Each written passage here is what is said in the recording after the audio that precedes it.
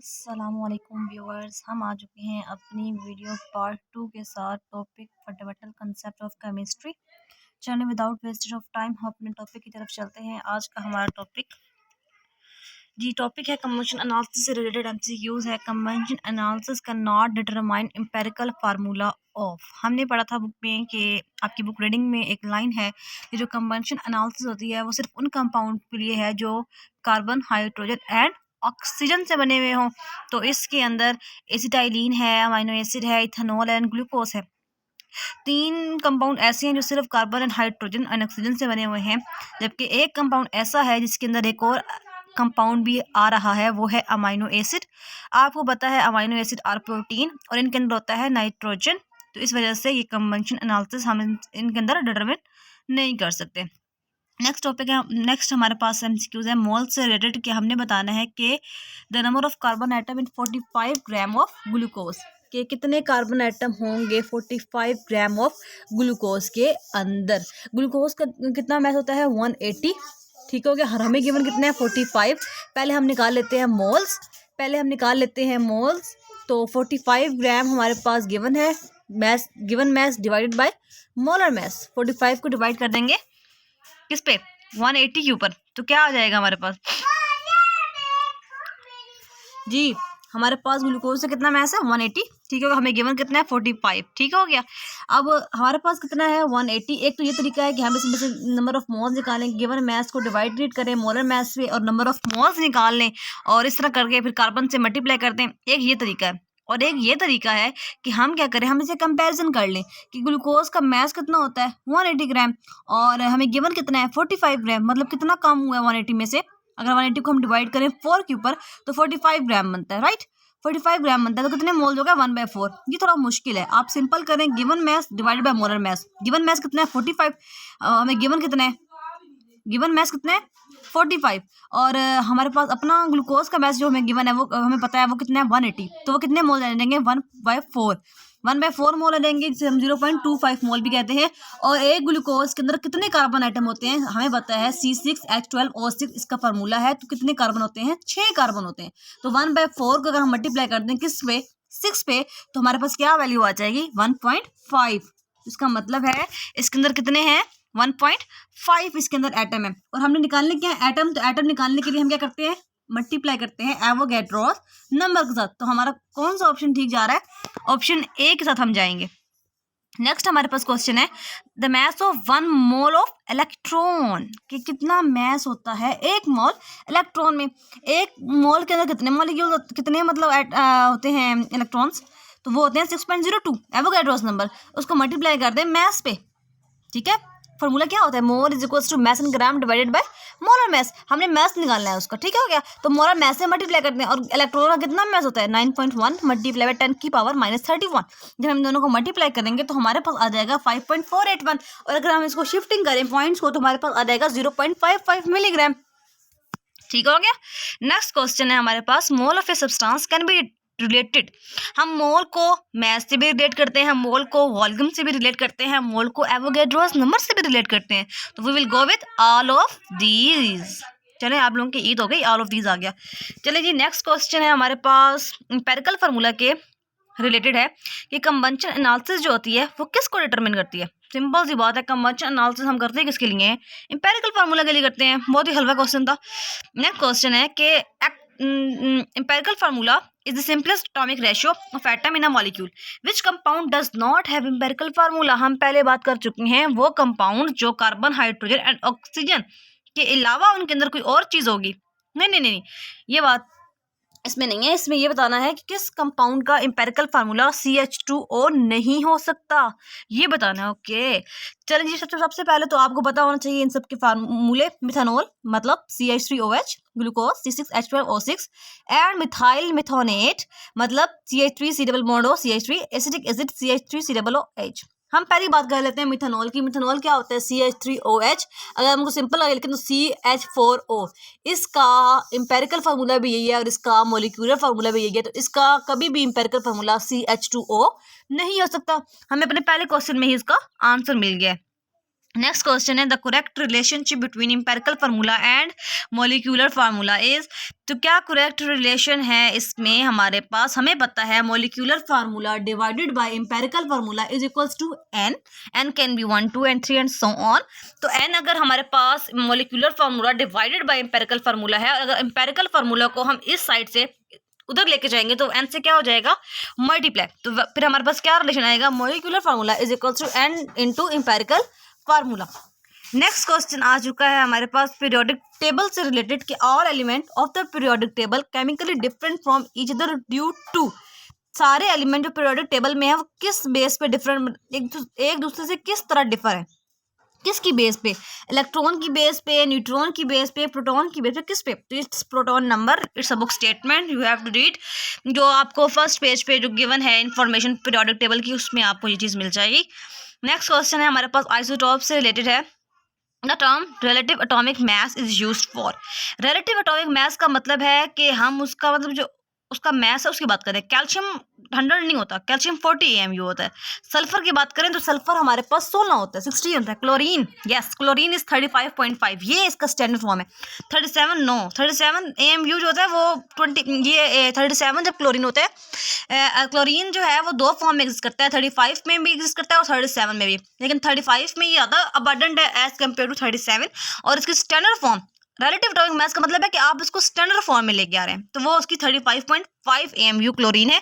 It's option C, हम option C के साथ जाएंगे। नेक्स्ट क्वेश्चन है हमारे पास how many oxygen is required to react completely with 54 gram of aluminium to form aluminium.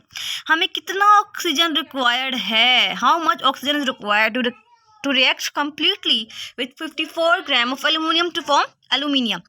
सबसे पहले 54 का मतलब है कितने मोल्स, 2 मोल्स। और हमें कितने गिवन है, अगर 2 मोल एल्यूमिनियम हो तो कितने मोल ऑक्सीजन चाहिए, हमें 3 मोल ऑक्सीजन चाहिए। मतलब हमें कितने ग्राम चाहिए ऑक्सीजन के, 3 मोल का मतलब क्या होता है, 3 मोल का मतलब है 3 ऑक्सीजन, और ऑक्सीजन ए कितना होता है 16, तो 16 3 आर 48। तो इसका मतलब है कि हमें कितने ग्राम चाहिए, हमें 48 ग्राम चाहिए। इसको आप कंपैरिजन के तरीके से सॉल्व कर सकते हैं। एल्यूमिनियम का मतलब होता है Al2O3। हमें कितना ऑक्सीजन चाहिए, हमें अगर 54 ग्राम हमारे पास एल्यूमिना हो तो हमें कितने, मतलब 2 मोल्स हैं, एल्यूमिनियम मीन 2 मोल्स, देन 3 मोल चाहिए हमें ऑक्सीजन के। तो 3 मोल का मतलब है हमें कितना ग्राम चाहिए, हमें 48 ग्राम चाहिए। अच्छा जी, STP gas which has maximum volume, कौन सी गैस है जिसका STP पे मैक्सिमम वॉल्यूम होता है, कौन सी गैस है। ओके जी, किसका भी मैक्सिमम वॉल्यूम होगा, उसी का मैक्सिमम वॉल्यूम होगा जिसका मैस कम होगा। तो हमारे पास किसका मैस कम है, हीलियम 4 होता है, ऑक्सीजन 2 की फॉर्म में है, मॉलिक्यूल की फॉर्म में तो 32, मीथेन 16 और हाइड्रोजन 2। तो हमारे पास सबसे कम कौन है, हाइड्रोजन है कि हीलियम का है। अब देखिए ना, हाइड्रोजन कितना है 2, हीलियम कितना है, हीलियम कितना है, हीलियम कितना है भाई, हीलियम हमारे पास कितना है 4, तो 4/4 कितना हो जाएगा 1, और 4/2 कितना होगा हाइड्रोजन में 2 आएगा, तो कम कौन हुआ हीलियम, तो 1 आएगा। तो हम ऑप्शन डी के साथ जाएंगे क्योंकि उसमें आंसर 1 आ रहा है और उसमें आंसर 2 आ रहा है। Okay, a man drink 250 centimeter cube water in a glass containing 18 gram glucose to the minimum number of atom received by him are। जो minimum number of atom जो वो रिसीव करेगा वो कौन से होंगे, कार्बन होगा, हाइड्रोजन होगा, ऑक्सीजन होंगे, सारे इक्वल होंगे, तो कार्बन होगा। कार्बन इसमें क्या होगा, कम आएगा। तो सॉल्व कर ले। When 2 gram hydrogen gas and 16 gram oxygen react completely to produce water, तो what is the non-limiting reactant। जब 2 ग्राम हाइड्रोजन हो, 16 ग्राम ऑक्सीजन हो, तो हमारे पास नॉन लिमिटिंग रिएक्टेंट कौन सा है, नॉन लिमिटिंग रिएक्टेंट कौन सा है, इसमें से दोनों कंज्यूम हो जाएंगे। 2 ग्राम हाइड्रोजन का 16 ग्राम ऑक्सीजन का है, हमें चाहिए भी इतना ही, तो दोनों ही कंज्यूम हो जाएंगे, both are consume because accurate amount given. The molar mass of a compound 180 gram per mole with 40% and 40%, 6.67% and 53.3% of carbon, hydrogen and oxygen respectively calculated from convention analysis। आपने बताना है कि इसका एम्पेरिकल फार्मूला क्या है। Simple सी बात है, आपको गिवन है मैथ, कार्बन का भी गिवन है, हाइड्रोजन का भी गिवन है, ऑक्सीजन का भी गिवन है। आप इसको डिवाइड करते हैं इसके असल मैथ के साथ, वो कितना है, कार्बन का कितना है 12, हाइड्रोजन का कितना है 1, ऑक्सीजन कितना है 16। आपके पास सिंपल रेशियो आ जाएगी, जो सबसे कम नंबर आएगा उसको सब पे डिवाइड कर दें, तो ये कितना रहेगा 1:2:1। इट मीन CH2O, ऑप्शन एक साथ हम जाएंगे। ओके, अगला क्वेश्चन है हमारे पास, कंबंशन एनालिसिस से रिलेटेड है। 1 mole of an organic compound is completely burn in excess of oxygen which compound produce exactly 3 moles of water.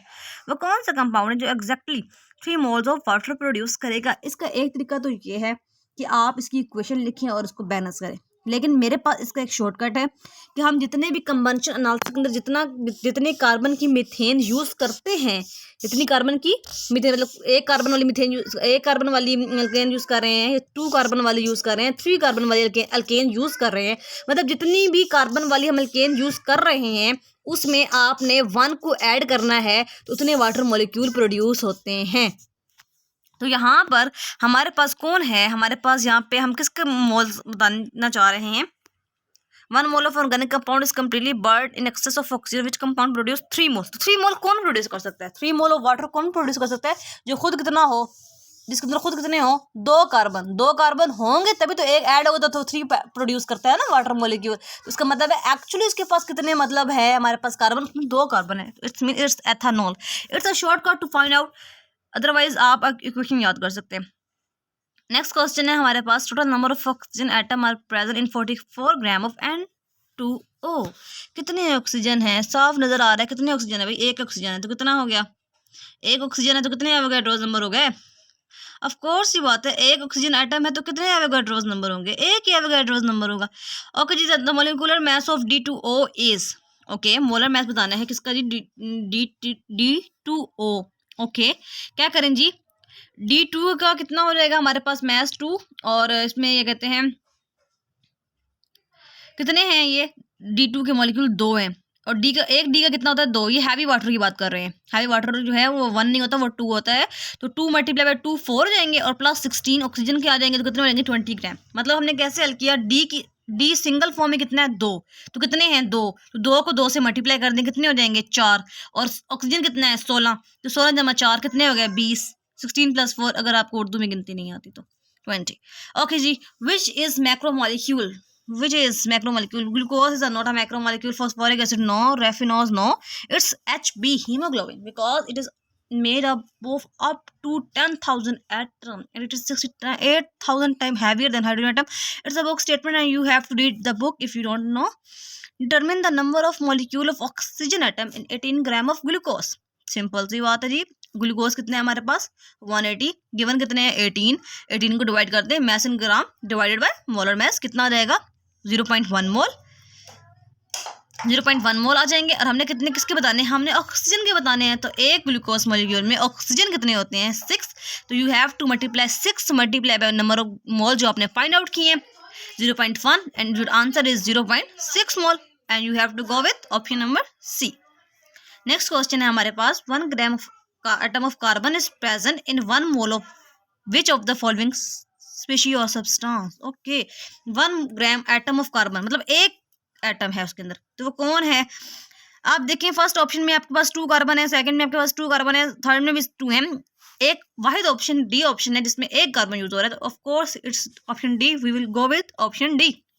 Next question है हमारे पास, a sample of liquid containing carbon, hydrogen and oxygen was subjected in combustion analysis. 12 gram of compound है, 11 gram of carbon dioxide. What is the percentage of carbon? कि carbon की कितनी percentage होगी? तो आपको पता है कि आपको मैस गिवन कितना है? 11। कार्बन डाइऑक्साइड का टोटल मैस कितना होता है? कार्बन 12, ऑक्सीजन 2 मॉलिक्यूल है तो 32। 32 + 12 कितना हो जाएगा? 44। Given mass divided by molar mess, आपके पास आ जाएंगे नंबर ऑफ मोल्स। अब आपने क्या करना है? आपने निकालने हैं मोल्स ऑफ कार्बन।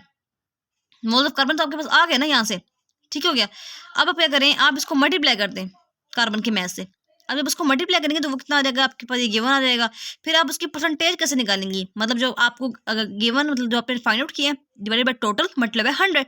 ऐसे नहीं करते आपके जो मार्क्स आते हैं पेपर में, obtain marks divided by total marks मतलब है 100, बिल्कुल वैसे ही यहाँ पे किया हमने। तो ये हमने ऑब्टेन कितना किया था? 3 पॉइंट समथिंग किया है, और टोटल कितना है? 12। इसको मल्टीप्लाई करेंगे 100 पे तो हमारे पास कितनी परसेंट हो जाएगी? 25.02, and then we will go with option A, 25%। What is the percentage of carbon? 25%। Next question है हमारे पास, which is incorrect statement about helium? Helium के बारे में क्या बात गलत है भाई? Helium is inert element. Yes, helium ion is an alpha particle. Yes, it is. Helium exists as diatomic molecule only. No, it can be exist as monatomic molecule because it is a noble gas and it is very very stable and very reactive. It can be exist independently. Okay, next question है जी, how many gram atom in 0.1 gram of calcium? कितने gram atom होते हैं 0.1 gram of calcium? You know what is the molar mass of calcium? It's 40. Then given mass divided by molar mass कितना जी? Given mass कितना है 0.1, molar mass कितना है हमारे पास 40, कितना आ जाएगा 0.0025। और हमने क्या निकालने हैं एटम, ग्राम एटम निकालने के लिए हम डिवाइड कर देंगे इसको, एवोगैड्रोस नंबर को डिवाइड कर देंगे नंबर ऑफ मोल से, तो हमारे पास कितने आ जाएंगे 2.45 मल्टीप्लाई बाय 10 की power -3। We will go with option A. Next question ion से रिलेटेड है कि select the suitable term about 17 gram of hydroxyl ion. तो ये क्या है, ये 1 ग्राम, पहले तो ये बताएं कि इसका ये 17 ग्राम ये अपनी मतलब एक्चुअल इसका ये मैस इतना ही बनता है। ऑक्सीजन कितना होता है, ऑक्सीजन है हमारे पास 16 और H नेगेटिव का मतलब है कि इसने एक इलेक्ट्रॉन लिया है, मतलब एक इलेक्ट्रॉन ले लिया है। कुछ भी आप लेते हैं तो नेगेटिव चार्ज आता है, इसलिए हमेशा देने वाले बने ताकि पॉजिटिव आए, बी पॉजिटिव। तो यहाँ पे हमारे पास ऑक्सीजन है 16, हाइड्रोजन है 1, तो ये हो गया 17 ग्राम, मतलब ये अपने स्टैंडर्ड फॉर्म में। ठीक हो गया। अब ये क्या है, ये आयन है, ये एटम है, ये फार्मूला है, ये मॉलिक्यूल है। We will know it has a charge, जो कि इसको आपको नज़र भी आ रहा होगा, negative charge by taking electron. तो ये क्या है हमारे पास, ये है 1 gram ion. We will go with option A. Next question है हमारे पास, what is the mass of calcium carbonate which on heating produce 0.25 mole of carbon dioxide gas. क्या मैस होगा कैल्शियम कार्बोनेट का जब हम उसको हीट करेंगे with 0.25 moles of carbon dioxide gas में। From the balance equation it is clear that 1 mole of calcium oxide react with 1 mole of carbon dioxide and produce 1 mole of calcium carbonate. मतलब 1 मोल अगर हम calcium hydroxide का use करें तो हमारे पास 1 mole carbon dioxide, हम अगर क्या करें, हम रिएक्शन कराएं 1 मोल कैल्शियम हाइड्रोक्साइड का 1 मोल कार्बन डाइऑक्साइड के साथ, तो हमारे पास 1 मोल कैल्शियम कार्बोनेट बनता है। तो यहाँ पर हमारे पास कितने हैं, यहाँ पे हमारे पास 0.25 मोल्स हैं, तो कितने बनेंगे 25 ग्राम। सही है। नेक्स्ट क्वेश्चन है हमारे पास, empirical formula of a compound CH2O with molar mass 180 gram per mole belong to which class of biochemical compound. 180 किसका होता है भाई, ग्लूकोज का, और ग्लूकोज किस क्लास में आता है, कार्बोहाइड्रेट में। ये चीज़ आप पढ़ चुके हैं अपनी I think first year biological molecule में, आपका एक चैप्टर है बायोलॉजिकल मॉलिक्यूल, कार्बोहाइड्रेट के अंदर पढ़ते हैं। कार्बोहाइड्रेट और व्हाट, दे आर ग्लूकोज, जिसमें वो क्या होते हैं, वो मोनोसैकेराइड्स होते हैं, दे आर हेक्सोज। चलिए हम आगे चलते हैं। 3 Avogadro's number of ionizable H positive are present in 1 mole of 3, मतलब H पॉजिटिव। H पॉजिटिव हम किसको आयोनाइज करें तो 3H पॉजिटिव बने। H2SO4 को आयोनाइज करने से 2H पॉजिटिव बनते हैं। कैल्शियम ये क्या लिखा हुआ है COOH, इसको भी करेंगे तो 2 बनेंगे। H3PO4 को करेंगे तो कितने बनेंगे भाई 3 बनेंगे, और CH3COOH को करेंगे तो 4 बनेंगे। तो हमें कितने चाहिए 3, तो we will go with option C. H3PO4 को जब आयोनाइज करेंगे तो 3 हाइड्रोजन बनेंगे। आपको नजर भी आ रहा है कि उसके फार्मूले में 3 ही हाइड्रोजन है, ये भी शॉर्टकट है। Which the following has minimum mass, किसका मैस सबसे मिनिमम होगा, उसी का मैस सबसे मिनिमम होगा जिसका मैस थोड़ा होगा।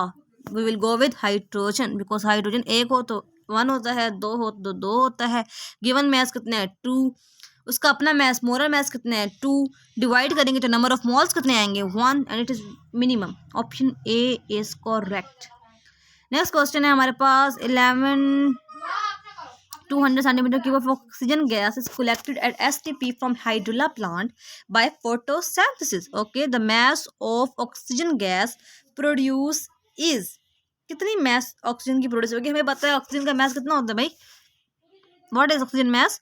अगर ऑक्सीजन का गैस की फॉर्म में हो तो कितना होगा 32, लेकिन आप ये देखें कि उसके कितने हैं, कितना सेंटीमीटर क्यूब आ रहा है 11200, मतलब जो एक्चुअल है उसका हाफ। तो ऑक्सीजन अगर 2 होती है तो उसका हाफ कितना होगा 1, उसका मतलब we are talking about 1 atom of oxygen, then we will go with 16 gram.